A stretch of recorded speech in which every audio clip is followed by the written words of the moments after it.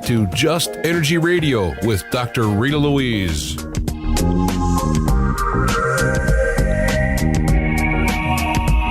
Hello and welcome back to Just Energy Radio. I'm your host, Dr. Rita Louise, and thank you all for staying tuned to the second hour of the show. Yet another exciting episode we're going to have. We're going to be speaking with Richard Sauder about his book, Underground, Bases and Tunnels. What is the government trying to hide? Just Energy Radio is brought to you by soulhealer.com, where you can find out about all the products and services I offer, including medical intuition evaluations, energy healings, and psychic readings. It's also brought to you by the Institute of Applied Energetics, where you can jumpstart your intuition today by downloading their free 50-page guide. That's AppliedEnergeticsInstitute.com. So let me tell you a little bit about Richard, and let's get him on the air. Richard Sauder is a native Virginian with an abiding interest in Fortean unusual information and anomalous paradigm-busting data of all varieties. Beginning in early childhood, he had experienced first-hand contact with a variety of paranormal phenomena that had left him a bit puzzled and thoroughly persuaded that there was much more to the earth and the human perception and consciousness than mainstream American culture believes. Some of Richard's favorite research and reading interests are underground and underwater bases and tunnels, electronic mind control, freedom technology, UFOs, human prehistory, and remote antiquity. See, he's a great fit for this show. International politics and Kundalini energy, as well as alternative thought patterns. And his webpage, and correct me if I'm wrong with this one, Richard, is eventhorizonChronicle.blogspot.com? That's correct. That's correct. So please welcome Richard Sauder. Hey, Richard, how are you? Well, thank you so much for having me on the show. I'm glad I was 2.5 years ago. I was nearly killed by a shaman in Ecuador, with whom I lived, by the way. And in my last days with him, he almost killed me. I did survive and was hospitalized a little over 4 months and was discharged from the hospital. I'm still recuperating 2.5 years later. Initially, I could not stand up. I couldn't take one step. I was very extremely badly treated. If I had been treated just a little bit more harshly, I would have died. I wouldn't be here. So it was a serious attempt against my life, and for whatever reason, I did survive, and we're talking to each other. Well, I'm glad that you are doing better. I didn't know that about your history. So, wow. That's all I can say is, wow.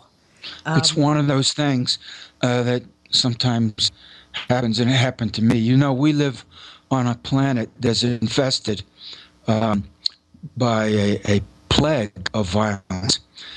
And there is just an epidemic of violent assault and murder all across this planet, from north to south, east to west. My case is not unique at all. In fact, it happens all the time to all kinds of people, women, men, young people, old people. We as a human species, we have a severe spiritual problem, and it is that we kill each other in large numbers and or try to hurt each other viciously. And I don't know exactly why it is this way. I do know that it is. I am one of the victims of this epidemic. I am far from the only one. The victims are legion. There are millions and millions who are being assaulted and killed all the time. I'm sure right now somewhere, perhaps in Ecuador or the United States, there are people being viciously assaulted right now as we're speaking. It's sad, but it's the truth of our species. What is wrong with us, Rita? But it seems like it's getting worse. You see videos, people post on YouTube of cops going ballistic on people. Actually, just before the show aired, I watched this video of these girls. I mean, they were kids, whatever, but egging on this 8-year-old to beat up this 5-year-old, and then tell her, get her in the face, get her in the face. Now that's already bad enough. To me, that's already bad enough. But the fact that they, one, videotaped it, and then two, put it on YouTube. It's like, really? I hardly know what to say anymore, Rita. What happened to me was vicious, and all of these attacks are vicious. Sometimes they're for money. There are hit men, and yes, there are also hit women who do it for pay. These people exist. They're out there. They work for criminal organizations. They work for government agencies, for military agencies, and corporate organizations also employ hit men and hit women. It's enough to make you weep. In my case, I did cry one day towards the end of my lengthy hospital stay. I burst into tears one day for a few seconds while one of my doctors was visiting, and his reaction was, hey, cut that out. Enough of that. And I stopped in 5 seconds because he was right. What was weeping going to accomplish? Nothing. It would not objectively change my situation in one small particular. So I didn't indulge that self-pity any further than that. But it's enough to make you weep when you look out over the world. And to a certain extent, maybe to a great extent, this tremendous plague of violence can be attributed to evil. It's wicked, but where does it come from? And why do human beings fall prey to it and indulge themselves in the evil of attacking other people? And most of the time, the attacks are unprovoked and unjustified. Most, I won't say always, but when you go after people and brutalize them and kill them or almost kill them when they haven't mistreated you, then you have to ask, where does that come from? And it's not unusual on this planet. It's quite common. I mean, look at the military policy of the United States, and we'll be talking later about that with respect to the underground bases, or at least a good number of them. And look at the policies of these criminal cartels and neighborhood gangs and violent cliques in high school. There's a lot of violence in high schools in the United States, for example, where kids beat each other up or even sometimes go after each other. Gangs will go after each other right in school with weapons, with knives and brass knuckles. Teenage boys, but not only teenage boys. The girl is very much a part of American culture and has been for years. And the cry goes up, girl fight, and everyone crowds around and 2 or more girls go at it viciously. It's not just a guy thing. Oh, I know. And it's not a new thing, although it does seem it's been there like for years. It's been there for years. Well, I mean, in my high school, but it's not even a recent thing. I mean, it goes back to, indigenous cultures going after each other for, whatever, and these blood feuds and. Well, Ecuador, for example, getting around to what happened to me, I don't know the motivation behind the attack against me on the part of the shaman, but still to this day there is a black market traffic in human heads in the Amazonian region. It's not talked about openly. The government doesn't mention it, but it happens, and the word for it is tsansa, the taking of human heads. In past centuries, it was done by warriors. They would chop off the head of an enemy in battle and take it back and preserve it and hang it from the rafters of their hut. The feeling being that, well, you've got his head, so you've got his personal power, and now you have his personal power, and he doesn't, because you killed him, you chopped off his head, and you have his head, and therefore can capture his personal power and use it for your own. That was what was behind that. But nowadays, there's international traffic, evidently, in heads, and actually a lot of human body parts, including the heads. And so it still does go on, perhaps for different reasons in some respects than it did in the past, but it still happens. And it's another aspect of this violence. You could say, well, it's, India and Amazon chopping heads off.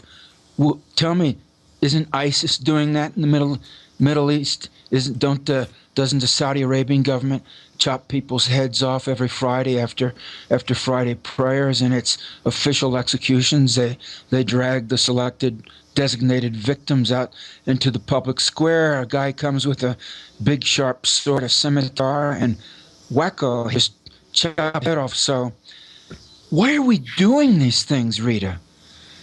I don't have an answer for you.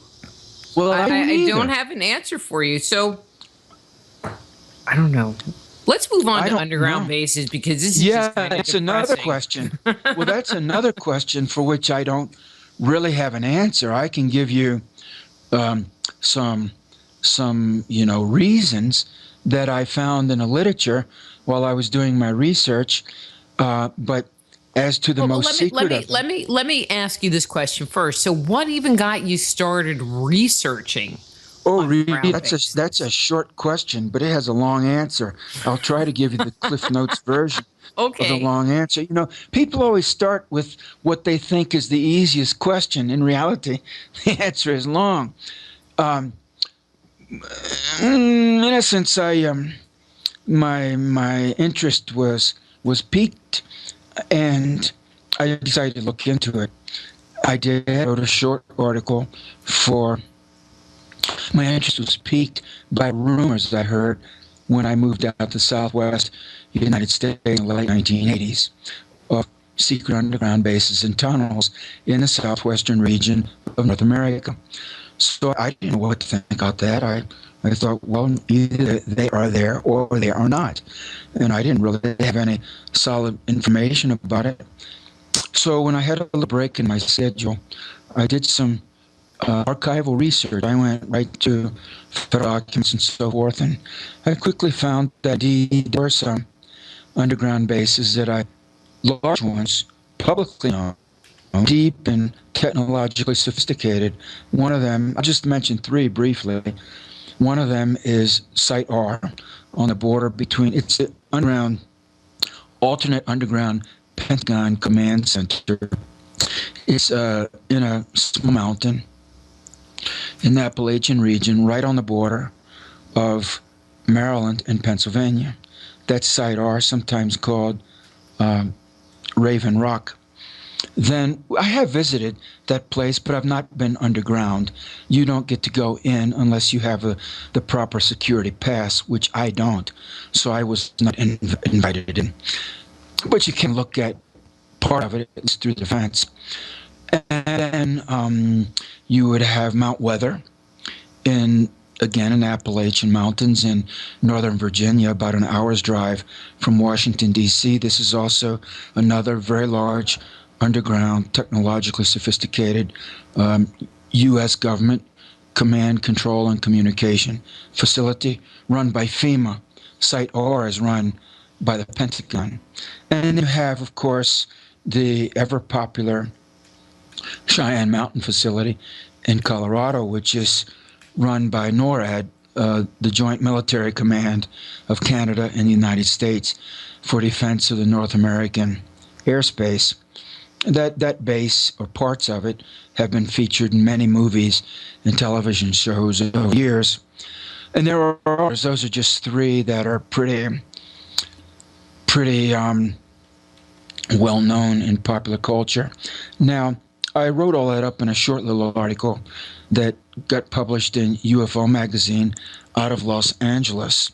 It was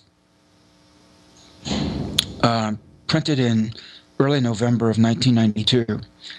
And at that time, I thought I had exhausted the topic. Over the holidays, just several weeks later, between Christmas and New Year's of 1992, I was awakened out of a deep sleep in the middle of the night in the wee hours of the morning by a very calm, matter-of-fact voice that spoke to me quite clearly in my right ear, in the inner ear. It was the voice of a male, adult, Caucasian speaking a normally accented, educated, late 20th century North American English. And what he said to me was, he started out by saying, the underground bases are real. Now, I was not asleep. I had been awakened from a deep sleep very suddenly and wondering why. Because I was all of a sudden very awake and extremely relaxed physically, which is an unusual state of mind and being. Nothing was wrong in my little apartment, so I was wondering why I had awakened when I heard the voice speaking to me.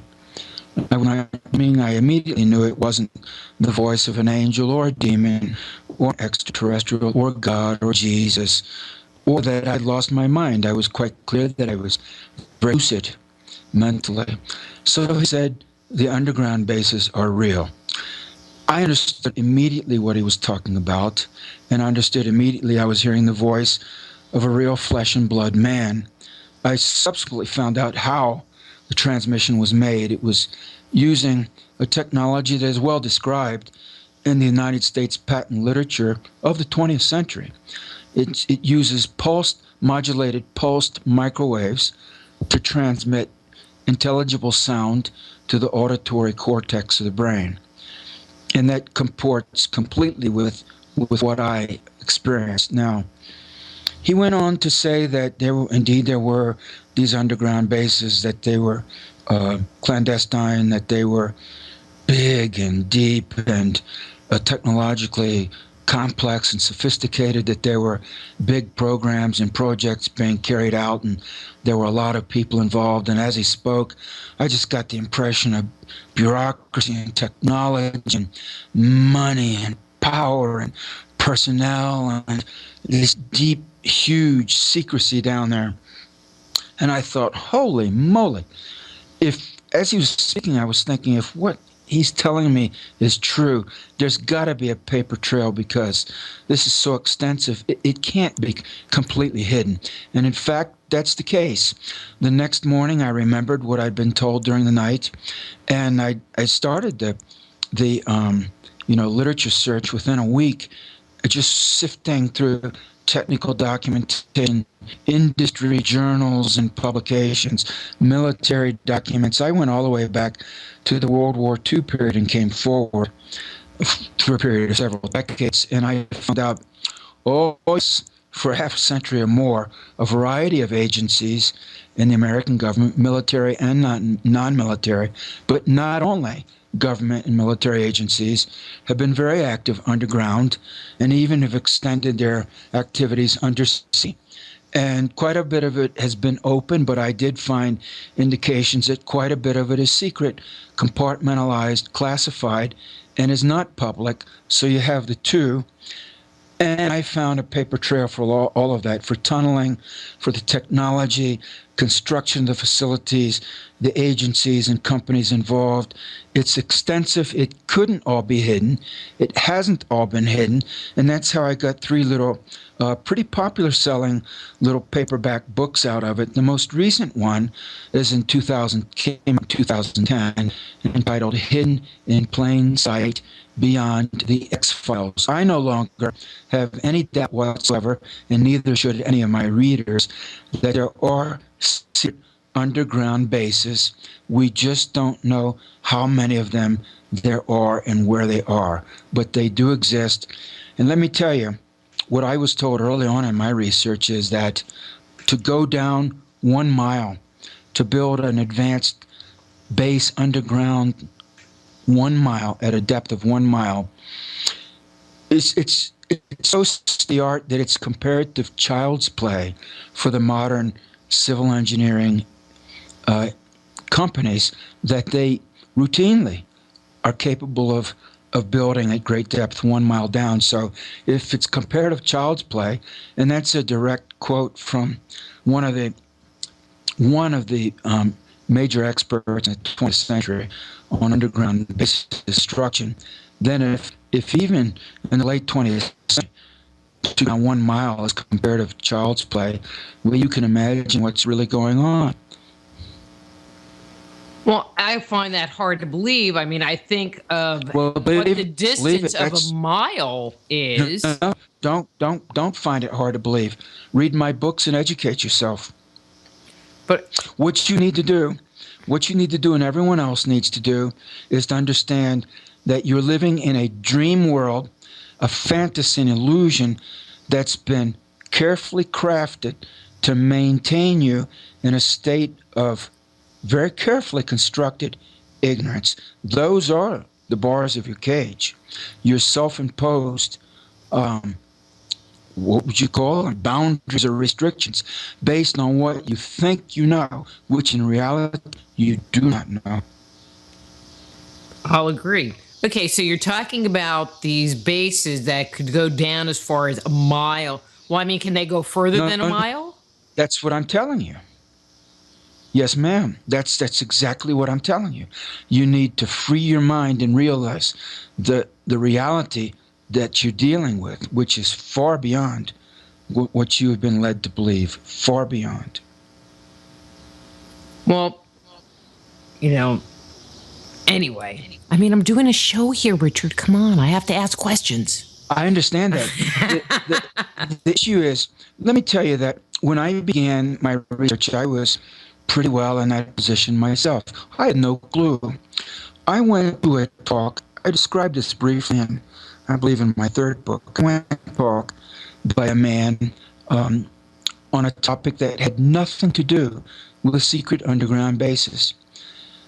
However, during the course of his talk, it was a public talk, during the course of his talk, he mentioned something that made me think, this guy knows something about underground bases. So after the talk, I went up to him and asked for his card, and he gave it to me. Then I asked him if I could make an appointment to see him. And he said, just give my secretary a call, and I'm sure you can come by the office for a few minutes. So I did. I sat in his office, and I asked him my question about a certain where in New Mexico, where I thought there was an underground base based on my research.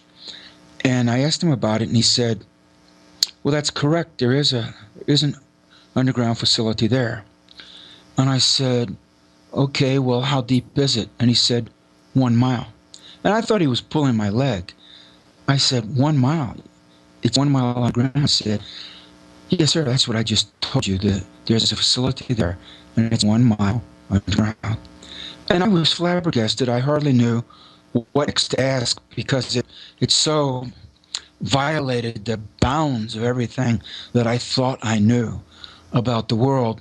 And I now realize, based on subsequent conversations I've had, that yes, you can go down 1 mile and 2 miles. Listen, even back in the 60s, and I think even in the 50s, the underground mining industry was capable of dropping boreholes and shafts straight down 2 miles. And then from the bottom of those shafts, they would lower men and equipment down in those shafts and then tunnel out from the base of the shaft. So even more than half a century ago, the mining industry for the very deepest shafts could go down 9,000, 10,000 feet. You're talking miles straight down. And then work at that depth and tunnel out from there. In South Africa, even in the gold mining industry, some of the deeper mines go down 3 miles, and men work down in there. It's very hot, and it's not comfortable. It's dangerous. But what I'm telling you is even gold miners routinely, there's nothing classified about it, go down in tremendously deep mines and work. I mean, they carry out a work shift down there. So just digging down underground a mile or two or three, the mining industry has been doing that for many years. Mm-hmm.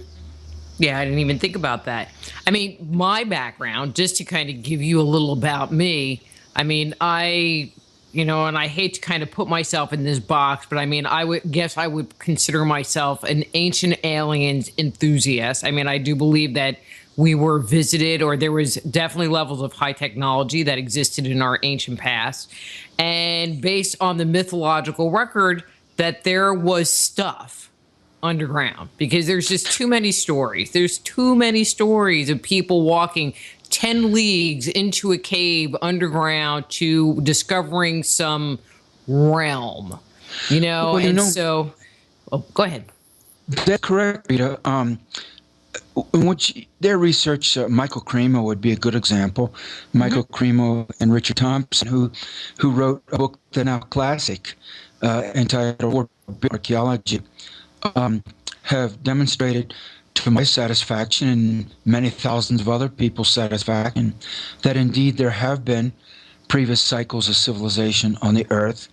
They have they went back and combed through the historical and archaeological and anthropological literature going back a couple hundred years. They jumped through all of the journals, all of the publications, all of the conference proceedings, just read, voraciously through thousands and thousands of pages of academic material and pulled out all the anomalous data that pointed to a vast antiquity for the human species on this planet, and also for a vast previous cycle of history. In other words, there's a lot of evidence of archaeological artifacts, some of them pretty sophisticated, that date back when the geological strata in which these things are found are date back millions of years, in some cases many millions of years, which directly contradicts the prevailing historical, anthropological, and archaeological paradigm. It severely contradicts it. But their evidence, they just amassed hundreds of pages of this evidence, something like 900 pages. Yeah, it's huge. Yes, it turns mainstream archaeology, history, and anthropology on their heads. And they've been attacked for that, but their defense has been, well, you may attack us, but here's the data which your own scientists and your own experts have produced in your own disciplines. And the fact of the matter is that there is a great deal of evidence for previous human civilizations on this planet, including very advanced. And there are, well, to cite in Cappadocia, Turkey, is one good example. It's an excellent example of huge underground cities, and there are, I think, 20 or more of these in the Cappadocia region of Turkey that have been hewn out of the underground. I know a Turkish woman who's visited one of them that goes down more than 900 feet straight down underground and has more than 20 levels and could have accommodated, they believe, at least 20,000 people or so, along with some livestock. And the question is, who built those cities? Who excavated them? When and how and why? The answers are not really known to that, and that's just one example. Then there are other megalithic constructions all over the world, which mainstream archaeology cannot explain, so mostly does not deal with. And you're right, there are also many stories of tunnels, and including here in Ecuador and Peru, in the Andean region of South America. And the issue then becomes, why are we being lied to? We've been lied to for thousands of years. The lies continued to the present day. And with this current cycle of, if you want to call it civilization, there is yet more underground excavation and undersea, and my research strongly points to a great deal of it. I have uncovered only a little bit of it because quite a lot of it is covert, clandestine, top secret, classified. It's surprising that as many people have talked to me as have, and that I've been able to discover as much documentation as I have. To me, that simply directly speaks to the vast scope of what's going on. I believe that as much as we know, far, far more remains unknown, with a heavy emphasis on the far more part. Now, we're coming around to the reason for this. What is the motivation for it? Well, in some cases, it's to take weapon systems underground, like nuclear weapons, for example. I uncovered a lot of documentation for plans the Pentagon had to create long, hundreds of miles long tunnel systems in the western United States in which to put nuclear missiles deep underground, so that when there was a shooting nuclear war, no one could be sure exactly where the missiles were. And then at some point, even 6 months later, the crews underground could burrow out from underground with tunnel boring machines and fire off their nuclear missiles. I suspect some of that was done, maybe a great deal of that. The Chinese have done that. We know that publicly from the public record. The Chinese have something like 3,000 miles of underground tunnels for their nuclear missiles, for some of them.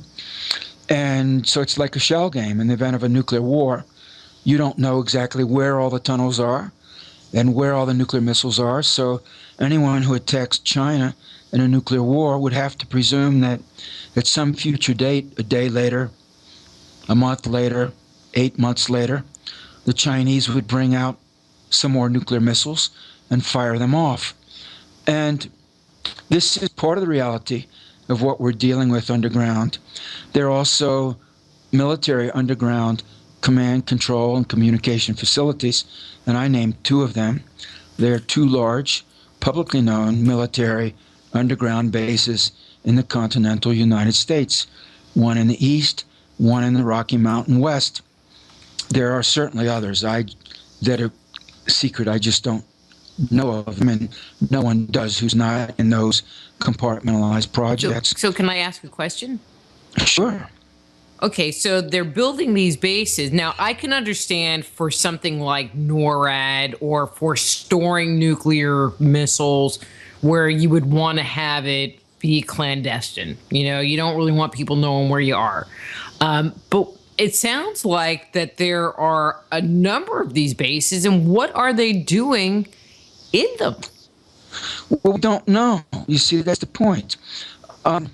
So the other reasons would be for storage of other kinds of weapons, for scientific research, perhaps clandestine mining. Imagine if you had your own secret private diamond mine or gold mine. You could potentially, well, I'm sure there are those who do. You could potentially, earn a profit of many billions of dollars. It could also be, for example, the Mormons have a state-of-the-art underground facility in the Wasatch Mountains outside of Salt Lake City. That's for their, the Mormons are big into genealogical research. Mm-hmm. I'm not a Mormon, but my layman's understanding is that if they know your genealogy, they can pray your ancestors into heaven or something like that. And why God needs the Mormons to do that for him, presumably God knows every person who's ever lived. And if God in heaven, I guess you're in. If he doesn't want you there, I guess you won't be there. Why the Mormons need to do this and God cannot do that on his own, hey, it's beyond me. But that's the way it is. And they have this big state-of-the-art computerized genealogical operation underground in the Wasatch Mountains in Utah. Then the Vatican, of course, has its very famous, the Vatican archives, multiple levels, and who knows how many rooms and chambers and corridors. Some of it is very ancient. but my best guess is it's been added to over the centuries, and no doubt parts of it these days are very modern and state of the art, because the Vatican is a large organization and they do have financial resources and expert personnel. So I would expect nothing less of the Vatican. I would expect whatever the Mormons have done, the Catholics have done, and probably more, because they're even wealthier. And so and then the Scientologists have some of their underground facilities. The Scientologists have one in northern New Mexico. I'm not a Scientologist, so I don't know the details about it. I only know it's there. So those are examples of 3 religious organizations with underground facilities. And then I'm presuming, based on my research, that there must be extremely wealthy tycoons who have their own underground facilities, no doubt very private for security reasons. Then you have other government agencies, such as NARA, the National Archives and Records Administration, which have underground facilities.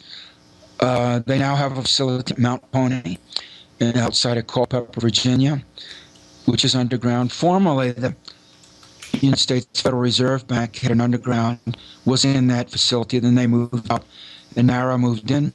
I believe NARA has another one in western Pennsylvania, under about 600 feet underground, in an old limestone mine north of Pittsburgh, Pennsylvania, about an hour's drive or so.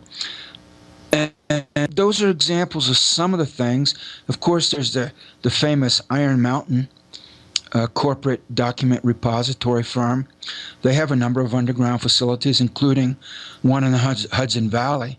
I believe it's about an hour's drive outside of New York City. That's a very secure underground installation that's been there for years, but it's a corporate facility. And so many of these run by a variety of organizations and agencies, some military, some government, but not all. Some are corporate, some are religious.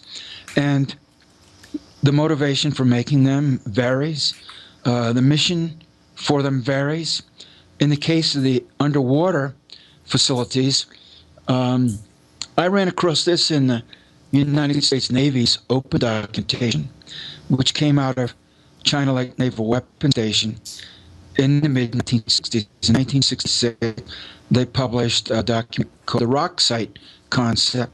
And the rock concept is, this came from the R&D team, research and development team that the Navy set up to work with this technology of making very large, very deep, manned bases out to sea. I mean, it could be 500 miles out to sea, down in the seafloor, or in a seamount. So you could be under 1,000 feet of water, and then 1,000 feet more down in the seafloor.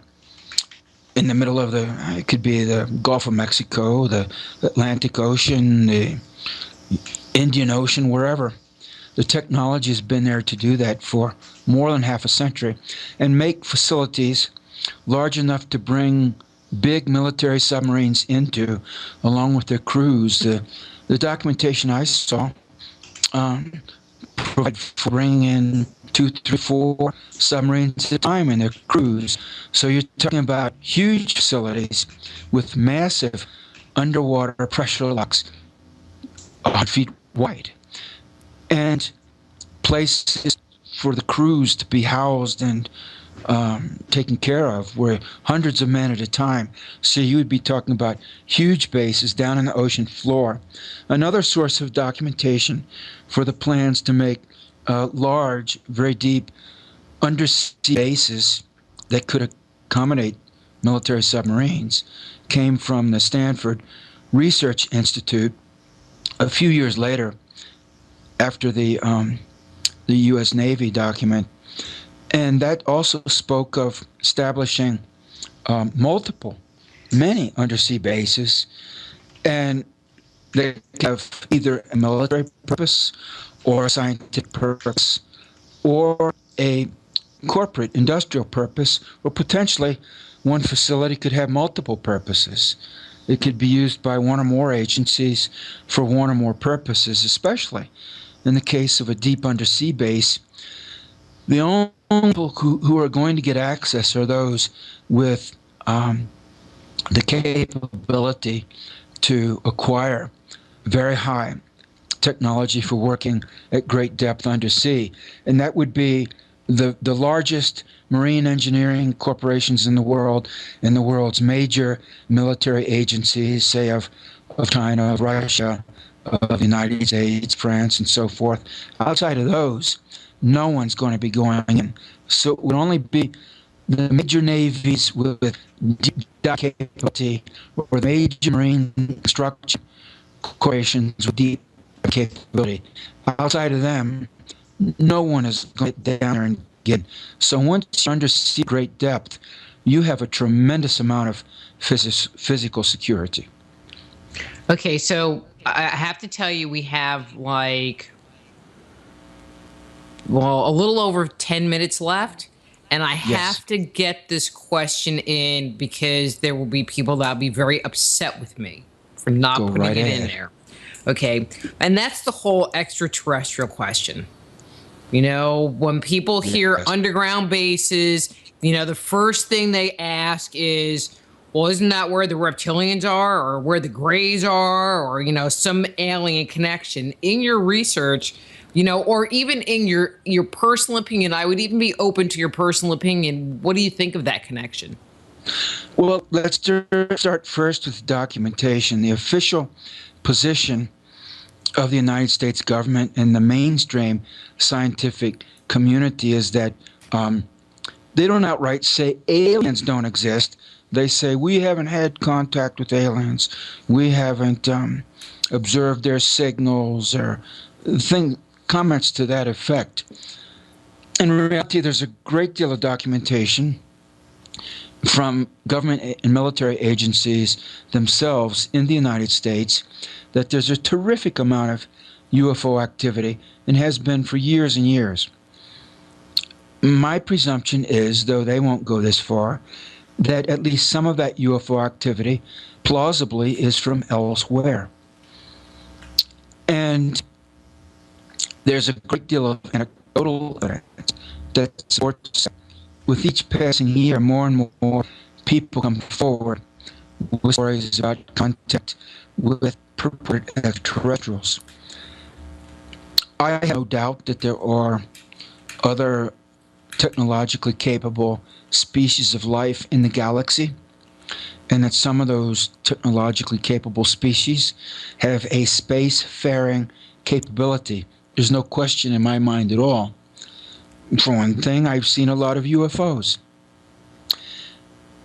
And beyond that, there are a number of people who have alleged to, for whatever reason, have been taken underground and or, in some cases, undersea into facilities run either by extraterrestrials, who may or may not be human appearing, but evidently many of them are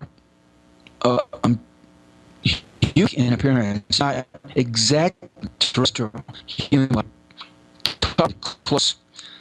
And in one case, in some cases, in facilities with both extraterrestrial and a covert American military presence. American military will not admit this, but it does appear that they are involved in these types of activities and have been for some years, perhaps for a great many years.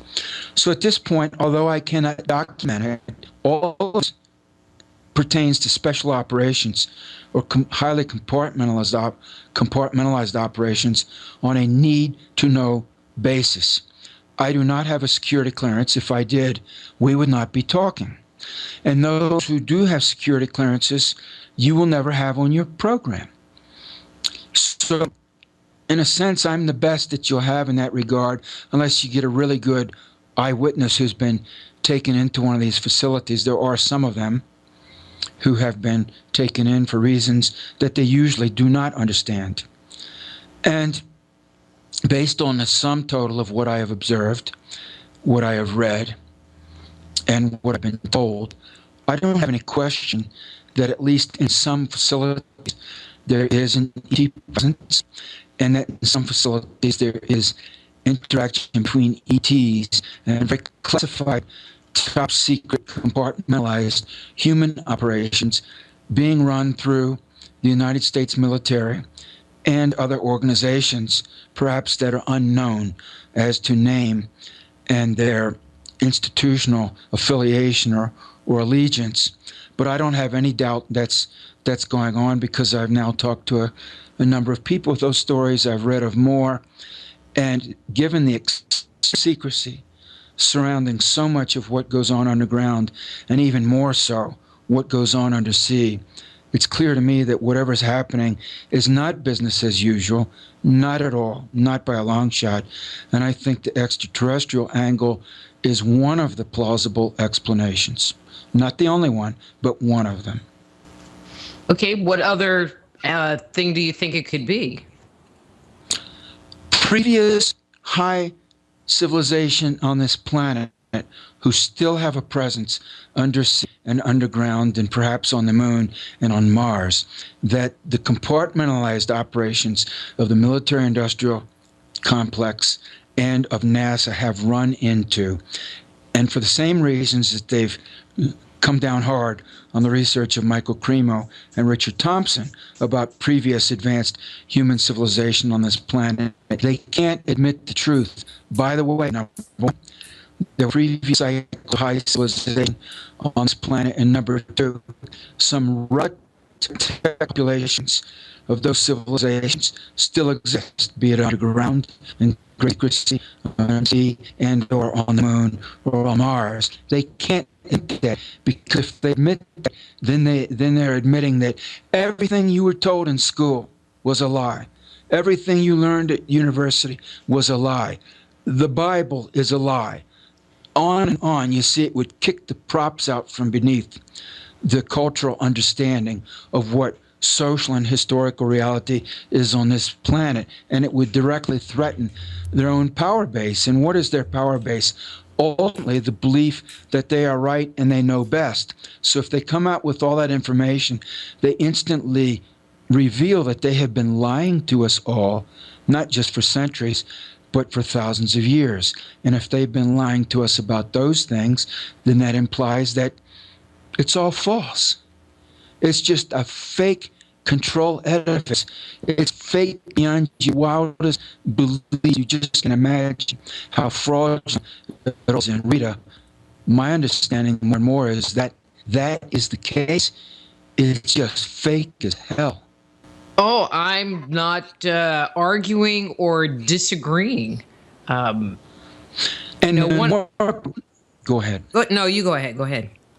Well, the more people realize that, the harder the control system becomes for those who would pretend to be our so-called leaders, more superior, more knowledgeable, more intelligent, and when in fact they're just big phonies. They're phonies. They're frauds. They're pathological liars. And so that's the reason for all of this huge compartmentalization and tremendous secrecy, the billions of dollars that are invested, billions, even trillions, in these extremely compartmentalized, super secret programs, because to admit the truth would bring this whole facade of false control tumbling down. And that they cannot permit, because then their position of control would vanish and people would begin asking, what right have you to lord it over us when you have just been revealed as phonies? But why control everybody? I mean, especially if this has been going on for thousands of years. Rita, to rule the planet. It's all about domination, subjugation, and power. But why give us control in the first place? I just answered, because the priority for these beings is power, subjugation, domination, ruthless domination, ruthless subjugation, ruthless imperial power. That's their game, and that's why. It's blatantly obvious. And if you don't like it, if you get in their way, we talked about the plague of violence. It's contained by violence. You know, it's their way or the highway, and if you get in their way, hey, they don't have any problem with destroying people in large numbers. They've been doing it for thousands of years. Well, yeah. So that's the answer. It's all about controlling the planet on harsh imperial terms of violent subjugation and domination. It's in your face. What's happening right now? What do they get from it? They get power and control. They tell that's what to do. And that's really what they want, is to... It's their drug. It's their drug. It's their drug. For some people, they're so shallow, so superficial, and so evil that, yes, subjugating other people, dominating other people, killing other people, torturing other people, imprisoning other people, stealing from other people, that's what they desire, and that's what they do. A normal person who's not wicked and evil does not desire to do those things. They do. And they go to great extents to ensure not only that they can continue to do those things, but that you cannot. They have an exclusive license on the power game, the control game, the domination, subjugation game. You are their subject and not the other way around. And they go to great lengths to ensure that it remains that way. And it's been that way for thousands of years. That's just scary. But Richard, that's the reality of planet Earth. Well, and we're just going to put a period there. You know, I think that's a great place to end because we have like a minute left. And so what we've been talking mostly about, or kind of about, is underground bases and tunnels, what the government is trying to hide, and a little bit about your other book, Water and Underground Bases. If people wanted to get copies of this book, what's the best place to send them? Well, to go to my blog site, which is eventhorizonChronicle.blogspot.com. Let me repeat that, eventhorizonChronicle.blogspot.com. And they do a Google search on my name, Rich Sauder. The last name is spelled Sauder. That's Sauder. And order my books right at my blog spot. And the most recent one is Hidden in Plain Sight, Beyond the X-Files. Let me tell you, it's a zoo down there, Rita. I believe it, but we're going to have you come back on. I didn't get that book. They did send me these other two books that I went through, and I'd like to get a hold of that. So we'll have to converse so I can find out who your publisher is. But the music's coming up, so I got to go. Okay? Thank you. It was great. All right. Thank you so much, and you be good, okay? Yes, ma'am. All right. Bye-bye. All right. Bye. That's Richard Sauder. His book is Underground, Bases and Tunnels, What the Government is Trying to Hide. And next week, we are talking health and healing and weight loss. In the first hour, we're going to be speaking with Josh LaJohnny about dealing with food addictions. And in the second hour, with Chef Del about whole food, plant-based eating. It's going to be a lot of fun. I know both these guys. They're both hoots.